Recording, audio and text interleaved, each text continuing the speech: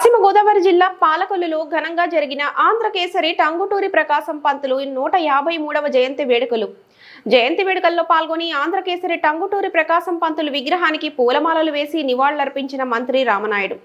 స్వాతంత్ర్య పోరాటంలో బ్రిటిష్ పాలకులను ఎదిరించిన ధైర్యశాలి ప్రకాశం పంతులు.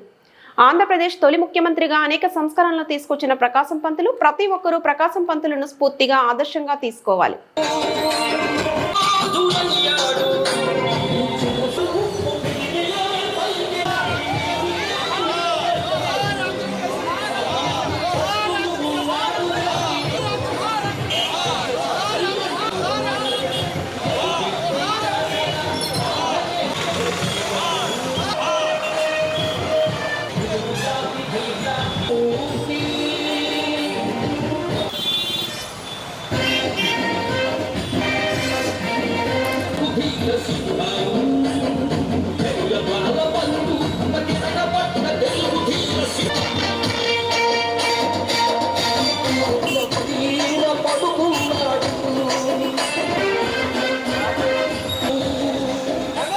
మనందరికీ తెలుసు, టంగుటూరి ప్రకాశం పంతులు గారు అంటే ఒక స్వతంత్ర సమర యోధుడిగా మనందరికీ కూడా ఎంతో స్ఫూర్తిదాయకంగా.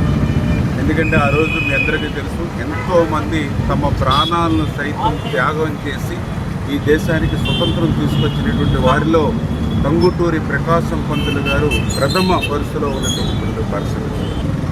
తిరుపతిలో వెంకటేశ్వర స్వామి విశ్వవిద్యాలయం స్థాపించడంలో కానీ దగ్గర 10-12 లక్షల మంది రైతాంగానికి మరి యొక్క సాగునీరు అందించడంలో కానీ, లక్షల మందికి త్రాగునీరు అందించేటువంటి ప్రకాశం బ్యారేజ్ ఏదైతే ఉందో మరి ఆ టంగుటూరి ప్రకాశం పంతులు గారి పేరు మీద దాన్ని మరి పునర్నిర్మాణం చేసి మరి వేళ ఎంతోమందికి రైతాంగానికి మరి దోహదం చేసేటువంటి ఎన్నో సంస్కరణలు పెద్ద ఎత్తున టంగుటూరి ప్రకాశం పంతులు గారు ముఖ్యమంత్రిగా కూడా తీసుకురావడం జరిగింది.